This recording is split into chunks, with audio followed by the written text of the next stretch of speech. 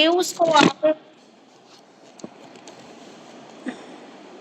ठीक है, आपका एक एजुकेशनल गोल होता है, ठीक है, ये इन्होंने बताया था। और फिर जो इन्होंने अपनी टैक्सोनॉमिक था उसको 3 डोमेन में इन्होंने क्या किया था, डिवाइड किया था। एक था आपका कॉग्निटिव डोमेन, एक था अफेक्टिव डोमेन और एक था आपका साइकोमोटर डोमेन, ठीक है। यानी कि इनके आधार पर क्या है, आपके ऑब्जेक्टिव होने चाहिए। यानी कि आपके ऑब्जेक्टिव या आपका कोई गोल ही नहीं होगा तो आप क्या है उतनी मेहनत नहीं कर पाओगे, ठीक है। आप अब आपके सामने कोई भी विजन ही नहीं है कि मुझे उस चीज को प्राप्त करना, तो आप क्यों मेहनत करोगे, ठीक है। तो इन्होंने बोला कि जब भी हमें क्या है, अगर हमें जिंदगी में आगे बढ़ना है, अगर सिंपली मैं एग्जांपल लेके चलूं, तो हमारे सामने कोई ना कोई गोल अवश्य होना चाहिए, तभी हम क्या है आगे बढ़ पाते हैं, ठीक है। अब आपके सामने गोल है कि भाई हमें तो ना बीएड में अच्छे मार्क्स लेने और आगे टीचर बनना है, तो आप मेहनत कर रहे हो, आप पढ़ रहे हो। अगर आपको ये नहीं होते तो आप नहीं पढ़ते। तो इन्होंने यही बोला है कि हमारे सबसे पहले इंस्ट्रक्शनल ऑब्जेक्टिव होने चाहिए, पहले हमारे उद्देश्य होने चाहिए, तभी हम क्या कर सकते हैं, आगे बढ़ सकते हैं। फिर उन्होंने बता दिया कि भाई हमने ऑब्जेक्टिव तो हमने निर्धारित कर लिए, 3 तरह के हमारे ऑब्जेक्टिव होते हैं, जिसमें आपके कॉग्निटिव दिमाग से रिलेटेड, आपके अफेक्टिव आपकी भावनाओं से रिलेटेड, और साइकोमोटर जो आपकी जो फाइन स्किल मोटर जो मैंने पढ़ाई थी उनसे रिलेटेड, ठीक है, क्रियात्मक उद्देश्य ये बताए। तो इनको प्राप्त करने के लिए इन्होंने बोला कि हमने जो ब्लूम है उसने अब ये बोला कि हमें सिंपल टू कॉम्प्लेक्स चलना चाहिए, इजी से मुश्किल की तरफ हमें क्या है बढ़ना चाहिए। तो इसी को आरंभ करते हुए उन्होंने क्या किया, अपने जो ऑब्जेक्टिव को अचीव करने के लिए उन्होंने 6 पार्टों में डिवाइड कर दिया कि भाई ये 3 ऑब्जेक्टिव है ना, इनको हम अगर इस रास्ते पे चलेंगे ना, इन 6 स्टेप्स को फॉलो करेंगे तो हम अपने ऑब्जेक्टिव को अचीव कर लेंगे भाई, ठीक है। तो ये 6 स्टेप उन्होंने क्या बताया अपने ऑब्जेक्टिव के, सबसे पहले नॉलेज, फिर अंडरस्टैंडिंग, फिर एप्लीकेशन, फिर एनालिसिस, फिर सिंथेसिस एंड फिर इवेल्युएशन, ठीक है।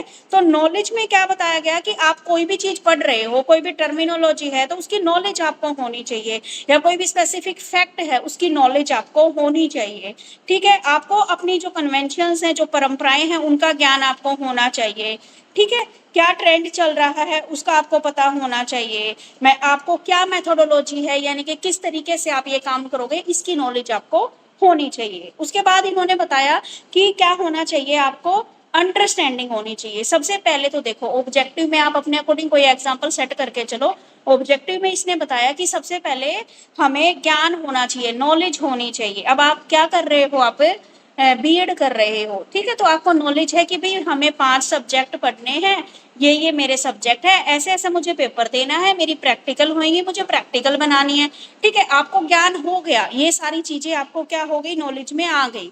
उसके बाद क्या होगा, अंडरस्टैंडिंग, ठीक है। अंडरस्टैंडिंग में अब क्या करना है, अब आपको सिर्फ नॉलेज हुई है, अब आपको समझना है। अब तक आपको ये नॉलेज थी 5 सब्जेक्ट है, तो अब इन 5 सब्जेक्ट को आपको क्या है, समझना है, ठीक है। ट्रांसलेशन करनी है अपने अकॉर्डिंग उसको इंटरप्रेट करना है, ठीक है। और एक्स्ट्रापोलेशन इसका बताया है, ठीक है। अपने शब्दों में आपको उस चीज को क्या करोगे, इंटरप्रिटेशन करोगे उसकी, उसको ट्रांसलेट करोगे, पूरी बुकिश लैंग्वेज आप नहीं लिखोगे, ठीक है। तो ये आप किस में लिख सकते हो, अंडरस्टैंडिंग में। फिर आता है आपका एप्लीकेशन। एप्लीकेशन का मतलब होता है उसमें एप्लीकेबल, प्रयोग करना, ठीक है। जो भी आपके नियम है या जो भी आप प्रिंसिपल्स को जो फॉलो कर रहे हो, ठीक है, तो आपकी जो कमी है उसको दूर करना, ठीक है। तो सबसे पहले हमें वस्तु का ज्ञान होना चाहिए, बोध होना चाहिए, और फिर उसको अपनी योग्यता के अनुसार हम क्या करते हैं, सिचुएशन के अकॉर्डिंग उसका क्या करते हैं, यूज करते हैं, उसको एप्लीकेबल करते हैं, ठीक है। पहले ज्ञान है, हमें समझ है उस चीज की, तभी फिर हम क्या करते हैं, उस काम में आगे बढ़ते हैं, ठीक है। अब आपको क्या है, मान लीजिए प्रैक्टिकल फाइल वाली बात आ गई, आपको पहले नॉलेज थी भाई मेरे को भाई 5-4 प्रैक्टिकल फाइल बनानी पड़ेंगी मुझे, ठीक है। फिर आपने समझ में आ गया कि भाई कैसे कैसे बनाना है। एप्लीकेबल में क्या किया आपने, आपको नॉलेज हो गई, समझ में आ गया, एप्लीकेबल में अब आपने बनानी शुरू कर दी फाइलें, ठीक है। उसके बाद एनालिसिस। एनालिसिस में आप ये देखते हो कि जो भी मैंने काम किया है वो सही तरीके से, सही प्रिंसिपल, सही रूल्स, उन चीजों को फॉलो करते हुए किया है या नहीं किया है, इस चीज का आप एनालिसिस करते हो। मान लो आपने प्रैक्टिकल फाइल लिख दी, ठीक है, लिख दी, तो आप क्या देखोगे, आपने लिखने के बाद ऐसा नहीं है कि आप लिखते ही उसको मेरे पास ले आओगे, नहीं, आप एक बार उसको चेक करोगे ना कि भाई मैंने सही ढंग से लिखी है नहीं लिखी है, इंडेक्स वाला पेज मैंने बनाया है नहीं बनाया है, ठीक है, मैंने अपना नेम सही लिखा है नहीं लिखा है, रोल नंबर सही लिखा है नहीं लिखा है, ठीक है। तो आपने एनालिसिस कर लिया इस तरीके से। उसके बाद आता है सिंथेसिस। सिंथेसिस में क्या है, आपने पहले 4 जितने भी चीजें हैं उनके ऑब्जेक्टिव को प्राप्त कर लिया, तो जो सीखी हुई चीज है उसको टेक्स्टवादी तत्वों में एक नवीन रूप से व्यवस्थित करके एक नया संप्रेषण हो जाए, यानी कि आपने सारी चीजें कर ली, ठीक है। फिर लास्ट में आपको दिमाग में आया क्यों ना मैं अपनी फाइल को कुछ अट्रैक्टिव बनाऊं, औरों से अलग बनाऊं, ठीक है। तो ये इन्होंने डाला कि जब आप अपने चारों ऑब्जेक्टिव जो ऊपर वाले थे उनसे आपने जो चीजें सीखी, जब आप उसको क्या है एक नई फॉर्म में पेश करते हो, ठीक है, एक नए तरीके से उसको सिस्टमेटिक ढंग से उसको तैयार करते, तो वो क्या कहलाता है आपका सिंथेसिस। आपने प्रैक्टिकल लिख ली थी भाई, जैसे सब बच्चों ने लिखी लिखी, लेकिन आपके दिमाग में है भाई ना भाई मेरी तो प्रैक्टिकल सब बच्चों में अलग होनी चाहिए, तो आप उसको डेकोरेट करते हो या कुछ भी करते हो। लास्ट में आता है इवेल्युएशन। अब जो टीचिंग कार्य है आपका सक्सेस रहा है या नहीं रहा है, ये तो हमें इवेल्युएशन से पता लगेगा, ठीक है। नियमों आदि के बारे में बच्चों के अंदर क्या है योग्यता विकसित हुई है। फिर इवेल्युएशन में क्या है, फिर आपका इवेल्युएशन होता है कि भाई आपने सही किया है या नहीं किया है, यानी कि अब आपने प्रैक्टिकल बना दी, सबसे अच्छी आपने बना दी। इवेल्युएशन में क्या है, आपकी नॉलेज को चेक किया जाता है, आपका वाइवा होता है, आपसे पूछा जाता है भाई ये कैसे है क्या है। अगर आपने खुद बनाई है, सब कुछ खुद किया, तो आप फटाफट बता दोगे, ठीक है। क्लियर हो गया एक एग्जाम्पल के थ्रू ये।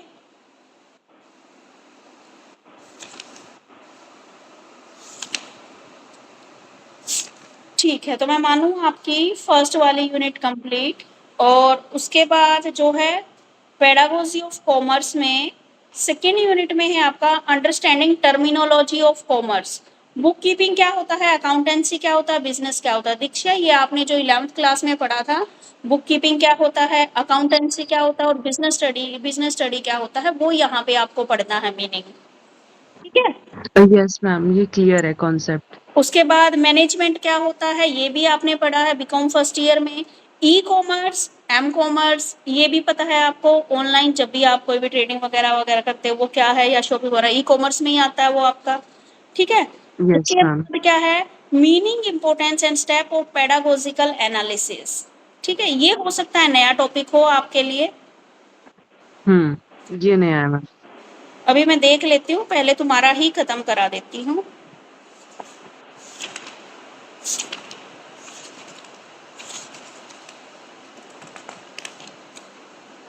अच्छा पूनम, तुम्हारा बेटा जो साथ साथ चल रहा है ना वो कर लो, नहीं तो फिर 26 तारीख से जब लूंगी ना मैं करवाऊंगी सबका कंप्लीट, ठीक है मैम। ठीक है। अभी जो होते जाए ना उन पे आप वो कर लो, अंडरलाइन कर लो कि ये टॉपिक मेरे कॉमन टॉपिक के साथ हो गए। Okay ma'am. अब पेडागोजिकल एनालिसिस देखो क्या दे रखा है।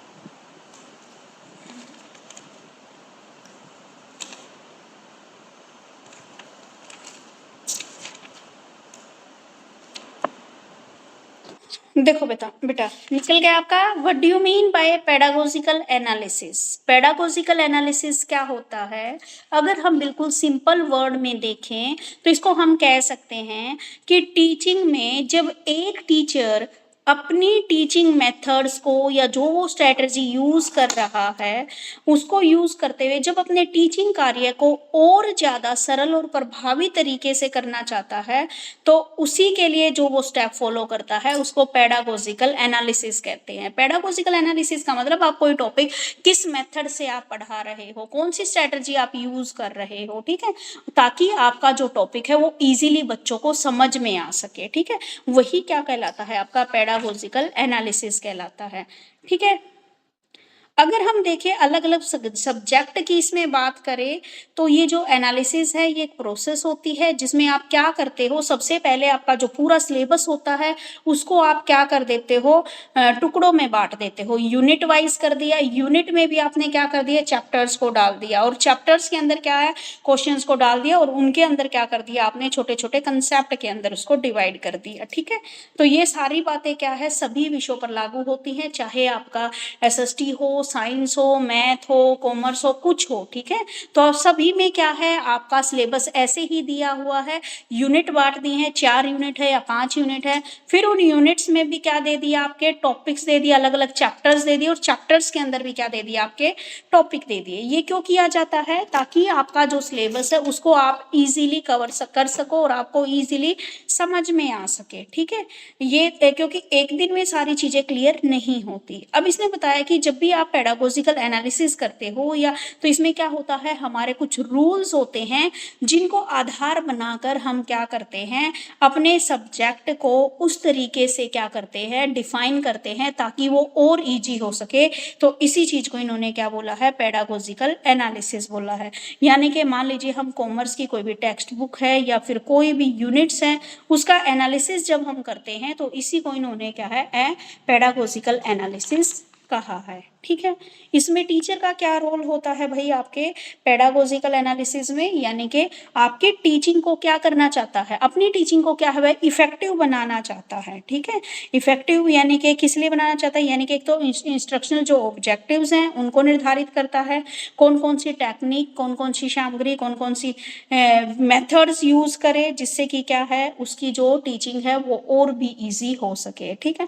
तो टीचर का क्या रोल है, टीचर का रोल है इसकी सहायता से, पेडागोजिकल एनालिसिस की सहायता से टीचर अपने उसको क्या करता है, और इजी करता है, ठीक है, अपनी अच्छी तरह से क्या करता है, ताकि अपनी जो ऐसा मेथड यूज करता है जिसे और इजी कर सके। दूसरा, बच्चे के क्या है, वह अच्छे और परिणाम के लिए क्या कर रहा है, अपेक्षित जो बच्चे का बिहेवियर है उसमें चेंज करना चाहता है ताकि मेरे को रिजल्ट अच्छे मिल सके। ऑब्जेक्टिव्स हैं उनकी फुलफिल में उनको प्राप्त करने में सहायता करता है बच्चे की।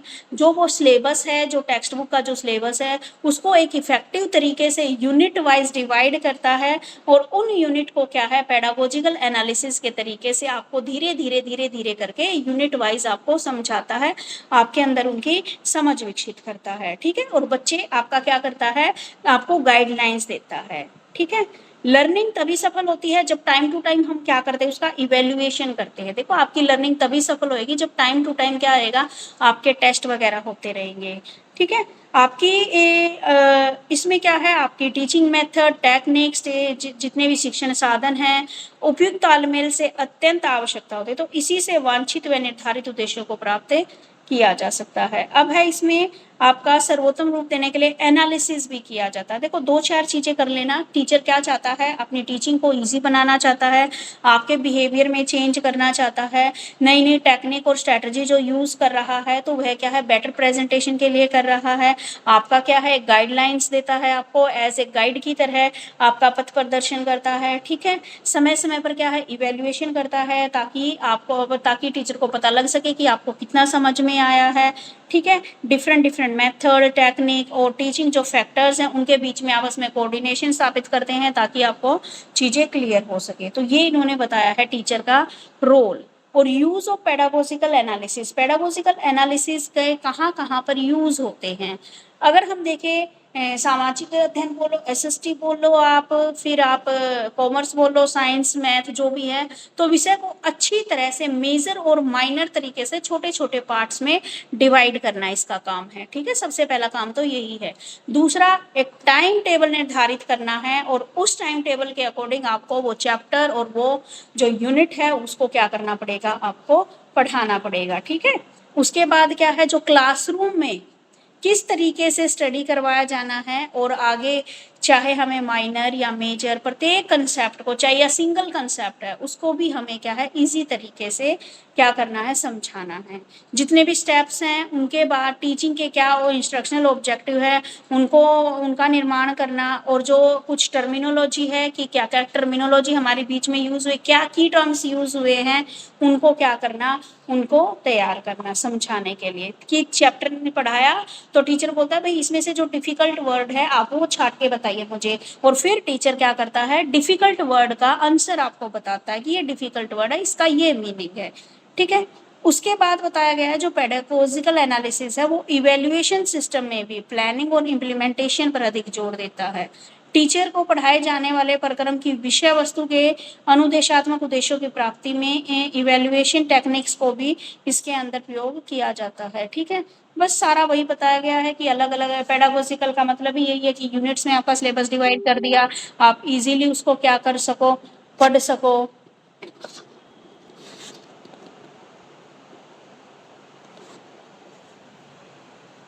ठीक है, आपके टाइम टेबल निर्धारित कर दिया कि भाई आपको समर से पहले इतना सिलेबस करना है। आपके पास ना जैसे यूनिवर्सिटी भी तय करती है कि भाई ये आपके इतने में आपके क्या रहेगा, समर वेकेशन रहेंगी, ये विंटर वेकेशन रहेगी, इतने दिन में आपको ये सिलेबस कवर कराना है, फिर आपके ये एग्जाम होंगे। यानी कि पूरा जो कैलेंडर है वो पहले ही जारी कर दिया जाता है यूनिवर्सिटी के द्वारा। तो वही क्या है आपका पेडागोजिकल एनालिसिस है, जब आपके सिलेबस को डिवाइड कर दिया जाता है कैसे करना है, कब करना है, क्यों करना है, तो उसी को क्या बोला गया पर पेडागोजिकल एनालिसिस बोला गया है।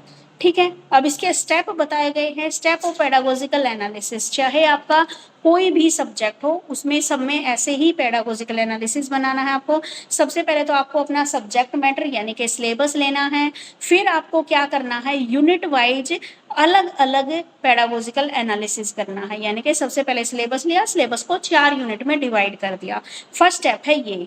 दूसरा, फिर आप जब क्लासरूम में कोई यूनिट आप टीच कर रहे हो, ठीक है, तो आप क्या है सही ढंग से और सही जो एक बिहेवियरल जो टर्मिनोलॉजी है उसके अकॉर्डिंग आप उसको क्या करोगे, प्रेजेंटेशन दोगे उसकी। उसके बाद जब आप क्लासरूम में एक बताया गया है जो आप मेथड यूज कर रहे हो, जो टेक्निक जो यूज कर रहे हो, उन सब का इवेल्युएशन करना।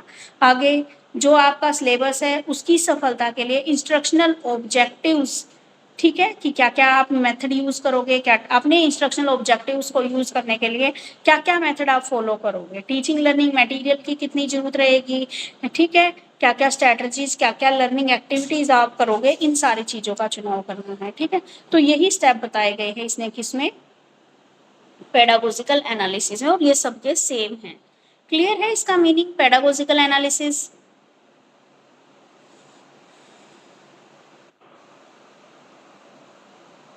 ठीक है, अब एक टॉपिक देखो तुम, एक मान लीजिए कोई टॉपिक आ गया, वट एवर जो भी टॉपिक आ जाए, तो उसका पेडागोजिकल एनालिसिस आप कैसे बनाओगे। जैसे यहाँ पे एक ट्रेड वाला टॉपिक दे रखा है, तो सबसे पहले इन्होंने क्या कर दिया, व्यापार का बताया मीनिंग, ट्रेड होता क्या है ये बताया, फिर उसके टाइप बता दिए कि क्या होता आपका, एक तो ट्रेड है आपका देसी व्यापार, विदेशी व्यापार, यानी कि नेशनल ट्रेड, इंटरनेशनल ट्रेड, या इंटरनल एक्सटर्नल ट्रेड भी आप बोल सकते हो। ठीक है, फिर आपके इसमें क्या क्या चीजें काम आती हैं, क्या क्या चीजें आपकी सहायक है ट्रेड के लिए, जिसमें आपने पढ़ा होगा ट्रांसपोर्टेशन, आपका इंश्योरेंस, आपका स्टॉक, आपका वेयर हाउस, आपके एडवर्टीजमेंट, डाक डिपार्टमेंट और कम्युनिकेशन। यानी कि ये जो चीजें ना व्यापार में सहायक की रही, आपने 11th क्लास में पढ़ी थी दीक्षा, ये सारी चीजें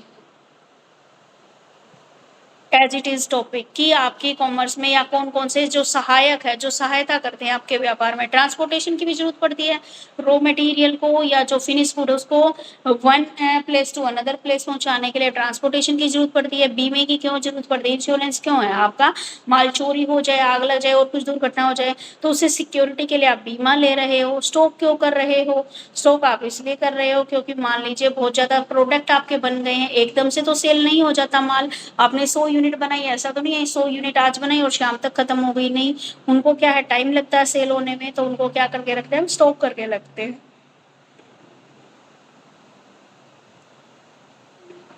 आप एडवर्टीजमेंट करते हो अपनी सेल्स को बढ़ाने के लिए।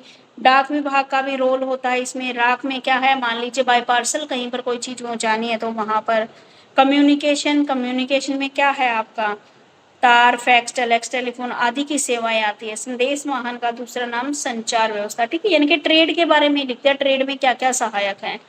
उसके बाद क्या लिखा इन्होंने, जो व्यापार बता दिया था, इंटरनल ट्रेड और एक्सटर्नल ट्रेड, उनके बारे में पूरा लिख दिया इन्होंने। सारा का सारा करने के बाद हमें तो मेन क्या करना है, पेडागोजिकल एनालिसिस देखना है इसका कि कैसे किया गया है। तो पेडागोजिकल एनालिसिस में इन्होंने बताया, सबसे पहले आपने ट्रेड वाला टॉपिक लिया, ठीक है, कंटेंट एनालिसिस बनाए आपने, ठीक है। कंटेंट एनालिसिस में आपने बताया कि ट्रेड होता क्या है, ट्रेड के टाइप, होम ट्रेड और फॉरेन ट्रेड आपने बता दिया। फिर तीसरा टॉपिक आपने क्या लिया, व्यापार में सहायक क्रियाएं कौन कौन सी हैं, जैसे transport, communication, insurance, banking, advertisement, warehouse stock. फिर जो आपका यानी कि पेडागोजिकल एनालिसिस में यही बताया कि आपने किस किस स्टेप से अपने टॉपिक को बताया है यहाँ पर। फिर आपने बताया है कि फुटकर व्यापार कितने प्रकार के होते हैं, यानी कि रिटेल ट्रेड कितने प्रकार के होते हैं, यानी कि रिटेल ट्रेड का भी इसने क्या है, पहले इंटरनेशनल और नेशनल के बारे में बता दिया, इंटरनल और एक्सटर्नल। फिर उसमें इन्होंने रिटेल ट्रेड और होलसेल ट्रेड के बारे में बताया। तो इसने ये एक टॉपिक ले लिया, रिटेल ट्रेड कितने प्रकार के होते हैं। उसके बाद स्पेसिफिकेशन ऑफ ऑब्जेक्टिव, ऑब्जेक्टिव उद्देश्यों से संबंधित है, स्पेसिफिकेशन क्या, छात्र व्यापार की परिभाषा दे सकते हैं, यानी कि सारे के सारे क्वेश्चन अब आपने इस तरीके से बना लिए कि छात्र ट्रेड की को एक्सप्लेन कर सकते हैं, कितने टाइप के हैं ये बता सकते हैं। अब बच्चे क्या है, रिटेल मार्केटिंग का क्या मीनिंग है ये भी बता सकते हैं। तो ये सारी चीजें क्या है, उद्देश्यों का विशिष्टीकरण। उसके बाद टीचिंग मेथड कौन कौन से आप अपना सकते हो, टीचिंग मेथड में आप लेक्चर मेथड से भी ट्रेड को समझा सकते हो, या फिर डेमोन्स्ट्रेशन मेथड से भी पढ़ा सकते हो, ठीक है, या फिर आप क्या है ऑब्जर्वेशन मेथड से, क्वेश्चनियर मेथड से, ठीक है। ये सारे अलग अलग मेथड बताए हैं। फिर इवेल्युएशन आता है कि आप किस किस तरीके से इवेल्युएट करते हो, बस यही पेडागोजिकल एनालिसिस। जब पेडागोजिकल एनालिसिस आ जाए तो जिस भी टॉपिक का आए तो सबसे पहले तो उसको पूरे टॉपिक को एक्सप्लेन करना है। जब पेडागोजिकल एनालिसिस करोगे तो सबसे पहले लिखोगे टॉपिक जो भी आपने लिया है, कंटेंट एनालिसिस, और क्या है जितनी भी आपकी सहायक एक्टिविटीज हैं उनको, फिर वो कितने टाइप की होती हैं, क्या ऑब्जेक्टिव है उनके, क्या टीचिंग मेथड आपने यूज किया है, और लास्ट में इवेल्युएशन। ये 4-5 स्टेप्स को फॉलो करते हुए आपको अपना पेडागोजिकल एनालिसिस बनाना है। क्लियर है? ऐसे ही आपको अलग अलग दे दिए, कैश बुक का बनाना है, एडवर्टीजमेंट का बनाना है, जीएसटी का बनाना है, ठीक है, बैलेंस शीट का बनाना है, ठीक है। दीक्षा, दीक्षा के अलावा और कितने बच्चे हैं कॉमर्स के यहाँ पे? Yes, ma'am. दीक्षा है, स्वाति है, और मैम प्रियंका भी मैम कल 5-6 बच्चे हैं ना, कॉमर्स वाले सारे हैं मेरी क्लास में आज। मैम नहीं, फिर ये बोल देंगे वो सारे बच्चे कि ना मैडम ने तो करवाया ही नहीं। मैम क्लास डाल देना ना ऑनलाइन, आपको वहां से ले लेंगे। तन्नू भी है, ठीक है, 3 ही बच्चे हैं शायद आज। तन्नू समझ में आ गया बेटा? देखो स्वाति और दीक्षा को तो क्लियर है, यस मैम। ठीक है। और बेटा ऐसा करना, अब मेरी तरफ से मैं मानूं कि कॉमर्स वाली बुक कंप्लीट हो गई। यस मैम, और बाकी यस मैम, हो बाकी गई। आपको थोड़ा रीड आउट आपके पास लगा लो 10 दिन का टाइम है, ठीक है। 10 दिन तो लग ही जाएंगे, क्योंकि मंडे टू मंडे 18 से 25 तक है मेरे एग्जाम, 26 को लूंगी अगली क्लास। और आज कितनी हो गई, 14 है, 15, 15। 15 हाँ तो 10 ही दिन लगा लो आप, आपके पास 10 दिन है, आप इसको पढ़ना 10 दिन में। जो जो टॉपिक में प्रॉब्लम हो ना वो मेरे को बता देना उस दिन, ठीक है। पहले आपके जो प्रॉब्लम वाले टॉपिक है उनको करा दूंगी। मैम एसएसटी का इंटरडिसिप्लिनरी करवा दो, कंप्लीट हो जाएगा। बेटा इंटरडिसिप्लिनरी का मतलब होता है जब आप एक या दो सब्जेक्ट को आपस में मिलाकर जब आप चीजें पढ़ते हो तो उसको हम क्या बोलते हैं, इंटरडिसिप्लिनरी बोलते हैं, ठीक है। इंटरडिसिप्लिनरी का मतलब है सह संबंध के द्वारा पढ़ना। जैसे आपने एक पर्यावरण वाला टॉपिक आता है आपके इसमें एसएसटी में, ठीक है, आपने पर्यावरण एसएसटी में भी पढ़ा कि टाइप ऑफ इन्वायरमेंट में ये बता दिया, फिर आपने ये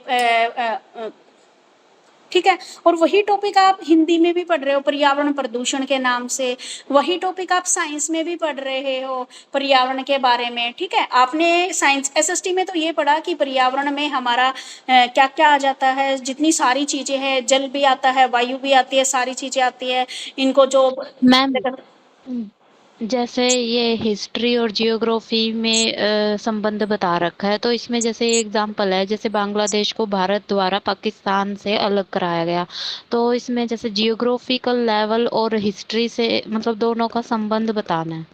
तो इसमें ये बता दिया बेटा दोनों का संबंध। हिस्ट्री में तो क्या हो गया, पहले क्या था, ये हमारा ही पार्ट था, ठीक है। जो बांग्लादेश था पहले हमारा ही पार्ट था, फिर बाद में क्या है ये पाकिस्तान बन गया, पाकिस्तान से फिर ये बांग्लादेश बना दिया गया। ज्योग्राफी में क्या बताया गया, हमारी बाउंड्रीज को इसने डिफाइन किया, ठीक है। यानी कि एक बांग्लादेश वाला टॉपिक आपने कहाँ पे पढ़ा, वो आपने हिस्ट्री में भी पढ़ा, और वही टॉपिक क्या है आपने ज्योग्राफी में भी पढ़ा। अब ज्योग्राफी में आपने खाली बाउंड्रीज पढ़ी, लेकिन बाउंड्रीज के पढ़ने से पहले आपने सारा का सारा उसका बैकग्राउंड भी तो पढ़ा होगा कि बांग्लादेश कैसे बना, कब बना, कहाँ कहाँ से इसकी सीमाएं निकाली गई, और यही बात आपने क्या है हिस्ट्री में पढ़ी गई। तो यहाँ पर हम क्या करते हैं, कोई भी टॉपिक लेके उसका कोरिलेशन करके देखते हैं। जैसे मैं हर बार बोलती हूँ ना, संज्ञा का टॉपिक है, हमने इंग्लिश में नाउन पढ़ा दिया, हिंदी में वो टॉपिक संज्ञा के नाम से पढ़ा दिया। ऐसे ही मैंने लिया था जो पर्यावरण वाला है, हिंदी में हम पर्यावरण प्रदूषण के नाम से पढ़ते हैं, ठीक है, कि उसमें अलग अलग प्रदूषण आ गए। एसएसटी में भी पर्यावरण वाला होता है हमारा, और आपका इन्वायरमेंट वाला टॉपिक साइंस में भी होता है। तो इनका हमें संबंध बताना है कि आपस में हम, ताकि बच्चे को इजीली समझ में आ सके, ऐसी अप्रोच हमें लागू करनी है कि जिसमें हम एक या एक से अधिक सब्जेक्ट को मिलाकर जब बच्चे को समझा रहे हैं। अब जैसे मैं आपको पढ़ा रही हूँ, ये इंटरडिसिप्लिनरी अप्रोच ही है कि आपको जो जो टॉपिक एक जैसे है, मैं देखो 4-5 बुक्स आपकी उठा के लेके चल रही हूँ, कभी कॉमर्स का कभी इकोनॉमिक्स का, तो आपका जो सेम सेम पॉइंट है वो आपको डबल मेहनत ना करनी पड़े, ठीक है। इंटरडिसिप्लिनरी का मतलब एक से अधिक सब्जेक्ट को जोड़कर जब आप पढ़ाते हो तो। क्लियर हुआ आंचल? यस मैम, कर लूंगी अब तो। मैम इसके बाद सीडीपी करवा दोगे, क्योंकि 2-3 तारीख से एग्जाम है। हाँ बेटा, अब तुम्हारा ये खत्म होते ही मेरे को फर्स्ट वाली बुक ही स्टार्ट करनी है। फर्स्ट और सेकंड ये रहती है आपकी, यस मैम। पहली और दूसरी ही रहती है ना, 3 बुक्स करा दी इकोनॉमिक्स हो गई पूरी, इकोनॉमिक्स हो गई पूरी। इकोनॉमिक्स का कुछ रहता होगा ना पार्ट बेटा? पता नहीं मैम, मैम हिंदी नहीं, इकोनॉमिक्स का अभी आऊंगी मैं, सारे बताऊंगी। मतलब मैं ये मान रही हूँ कि तुम्हारे को तो ये टीचिंग सब्जेक्ट है, और एक थर्ड वाली बुक कराई थी मैंने, लर्निंग एंड टीचिंग वाली है ना, तो yes first ma'am. 2 book untouch रह गई है मेरी तरफ से, यस मैम। तो मैं उनको अब फिर से स्टार्ट कराऊंगी आपकी। मैम सीडीपी स्टार्ट करा दीजिए, कोई प्रॉब्लम नहीं है। आधे आधे बच्चों का तो लगा लो, आधे बच्चों का तो हो चुका है आपका फर्स्ट सेकंड, लेकिन बहुत सारे बच्चों का नहीं हुआ। यस मैम वैसे तो सीडीपी हो रखे, लेकिन कुछ मतलब टॉपिक ऐसे हैं जो थोड़े समझने पड़ेंगे, इसलिए नहीं बेटा, कह रहे मेरे को तो दोनों ही बुक कराने बेटा, फर्स्ट और सेकंड पेपर दोनों कराने हैं मेरे को, क्योंकि जो एक्सपर्ट एकेडमी वाले बच्चे ना उनका तो हो रखा है, लेकिन मेरे जो नारायणा कॉलेज के और बाकी जो स्टूडेंट है उनका नहीं हो रखा। Yes ma'am. तो ये 2 सब्जेक्ट और कराऊंगी मैं, चाहे अगर मान लो ज्यादा टाइम नहीं मिला तो थोड़ा थोड़ा टाइम लेके जरूर कराऊंगी इनको कंप्लीट। अब देखो भाई, कॉमर्स कंप्लीट हो गई है, अब आ जाओ आप इकोनॉमिक्स में। आंचल तुम्हारी एसएसटी का मेरे ख्याल में लगभग, वैसे तो वहां पे भी कंप्लीट हो रखी है तुम्हारी, और हो गया मैम सारा सिलेबस। बाकी बच्चे किसी को कोई प्रॉब्लम हो तो बेटा 10 दिन का टाइम है, आप दोनों की दोनों जो बुक है वो पढ़ लेना, फिर इनकी कोई प्रॉब्लम होगी वो ले लूंगी एक दिन, फिर अगले दिन नेक्स्ट चैप्टर पढ़ा, मतलब नेक्स्ट बुक स्टार्ट करा दूंगी। अब इकोनॉमिक्स में आ जाओ, आपको मैंने फर्स्ट वाला दिया था, फर्स्ट में वही है, meaning nature scope of economics क्या होता है, एम्स ऑब्जेक्टिव्स, रोल क्या है इकोनॉमिक्स का, फिर आपकी ये आ गई ब्लूम टैक्सोनॉमी दे रखी है, ठीक है, और statement of behaviour terms, behaviour term में जो भी आरसीईएम वाली अप्रोच थी जो, वो वाला है इसमें, और value of teaching ma'am economics. हाँ इसमें बेटा, सेकंड यूनिट में लर्निंग रिसोर्सेज दे रखे हैं, क्या इन्हें पढ़ना है? अभी आने दे बेटा, मेरे को कहाँ सीखा लर्निंग रिसोर्सेज। यूनिट सेकंड में दे रखा है सिलेबस में। हाँ, third part, importance and organization of economic club, execution economics exhibition, organization of seminar, symposium, discussion। हाँ जी, ये जो लास्ट वाला पॉइंट है ना, सेमिनार, सिंपोजियम, डिस्कशन, इसके ऊपर 4 मार्क्स का क्वेश्चन आता है आपका। ठीक है। ठीक है, मैम हाँ जी बेटे, मैं क्या करूँ? क्या कह रहे हो स्वाति? मैम मेरा क्या होगा, हिंदी और इकोनॉमिक्स में कुछ हुआ? तेरा चेंज हो जाएगा और क्या होएगा। मैम मुझे क्लियर करनी है बीएड, अटकना नहीं है एक सब्जेक्ट की वजह से। नहीं अटकोगे तो तुम हिंदी में भी नहीं अटकोगे, हिंदी मैम में भी सेम फायदा नहीं है। टॉपिक है। अगर आप बोलो तो मैं जाकर बात करूँ वहाँ पे आज। मैम हाँ, वैसे मुझे लगता है कि अगर हमारी मास्टर्स कॉमर्स में है, इकोनॉमिक्स का टीचर तो वैसे भी हम नहीं बन पाएंगे। हाँ जी। और हिंदी पढ़ो चाहे इकोनॉमिक्स पढ़ो कोई फर्क थोड़ी पड़ता है, टीचर तो नहीं कॉमर्स का ही बनना है। नहीं, बट दीक्षा टीचर मैंने हिंदी की कॉमर्स का पढ़ी ही बनना है नहीं है। बेटा दीक्षा, लेकिन आप टीजीटी के लिए अप्लाई नहीं कर सकते हिंदी लेके। अगर आपके पास इकोनॉमिक्स है ना, तो आप एज ए टीजीटी एसएसटी के लिए अप्लाई कर सकते हो। मैम कहाँ से मिलेगी एसएसटी? 2 साल पढ़ी होनी चाहिए ना उसके लिए, नहीं हमारी नहीं बेटा, ग्रेजुएशन में तो थी बेटा नहीं। डी ट्रिपल एस बी में कॉमर्स वालों को इकोनॉमिक्स में इलिजिबल माना है। अच्छा। मैं सेम कॉमर्स से ही हूँ, मैं भी दे रही हूँ डी ट्रिपल एस बी का एग्जाम, लेकिन वो बात अलग है कि वो हमने पहले तो पढ़ नहीं रखी, तो क्लियर कैसे हो पाएगी एसएसटी का पेपर, क्योंकि हमसे तो ज्यादा नॉलेज जिन्होंने पढ़ी है एसएसटी उनको मिलेगी। यस मैम मैं हाँ क्लियर तो बहुत मुश्किल से ही होगी। हाँ, लेकिन ये है कि लेकिन आप वाली बात ये ठीक है, अगर मान लो कॉमर्स उस पे ही पढ़ाना है उस लेवल पे 11th 12th पे, तो फिर तो कोई दिक्कत है नहीं, फिर तो हमारा कॉमर्स ही सब्जेक्ट चलेगा। हाँ, लेकिन ये कि हिंदी लेके आप टीजीटी पे अप्लाई नहीं कर सकते। इकोनॉमिक्स है तो आप टीजीटी के लिए भी एलिजिबल हो। वैसे मैम स्वाति आपकी एज है गवर्नमेंट जॉब के एग्जाम देने की? 30 इयर्स तक की होती है? कौन कहता बेटा? 10 इयर्स आपके एक्स्ट्रा नहीं मिलते क्या? 42 होते हैं, और स्वाति इतनी बड़ी नहीं है, 91 ही तो बोन है ये।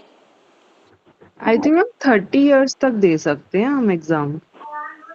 किसने डाला तुम्हारे दिमाग में? 42 है हर एक उसमें, और जो आप 30 बोल रहे हो ना बेटा डी ट्रिपल एस बी में, 10 साल जो फीमेल कैंडिडेट होता है उसको एक्स्ट्रा मिलते हैं, रिलैक्सेशन मिलता है 10 ईयर का। तो आप अगर 30 साल एज ए मेल मेंबर की है तो आपकी 40 साल है।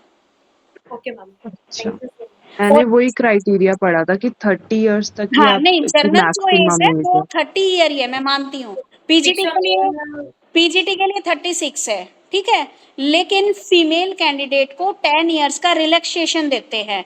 आप केवीएस में देखोगे, केवीएस में अपनी एज 42 तक है फीमेल की, ठीक है। मेल यस मेंबर की जैसे उसमें 42 है, केवीएस में, एनवीएस में 42 है, और ईएमआरएस वाले स्कूलों में 42 है, तो 42 जर्नल है वहां पे, और 10 साल और लगा के चलो आप, यानी कि फीमेल 50 इयर्स तक की एज तक फॉर्म भर सकती है। ओके मैम और ma'am ma'am D triple S B में कब तक दे सकते हैं? डीप ट्रिपल एसबी में तो बेटा कॉमर्स का तो है 36 साल तक, 36 तक, ठीक है। और इसका फीमेल के लिए वेरिफिकेशन 46 हो जाएगा फिर वो? वो भाई इसका इन्होंने नहीं दे रखा, पीजीटी पे नहीं दे रखा डी ट्रिपल एसबी ने रिलैक्सेशन, पीजीटी पे ओनली 36 है, सिर्फ टीजीटी पे दे रखा है इन्होंने ओनली फीमेल को 10 ईयर का रिलैक्सेशन, अच्छा। ओनली टीजीटी पे। मैम वही अगर पढ़ना है तो फिर और ढंग से ही बाकी स्टेट पढ़ेंगे में हिंदी दीक्षा, और अगर आप बाकी स्टेट में देखते हो तो 42 है। अच्छा हाँ ठीक जी, है मैम। बाकी स्टेट में 42 है, लेकिन फीमेल के लिए कोई अलग से रिलैक्सेशन नहीं है, ओनली 42 है। जो 10 साल का रिलैक्सेशन है वो है आपका एकलव्य मॉडल रेजिडेंशियल स्कूल में, आपका केवीएस में, आपका एनवीएस में। ठीक है। मैम वैसे ही हो ना, जैसे बिहार में 82 सीटेट का है रियलाइजेशन, और अदर अदर स्टेट में 90 मांगते हैं।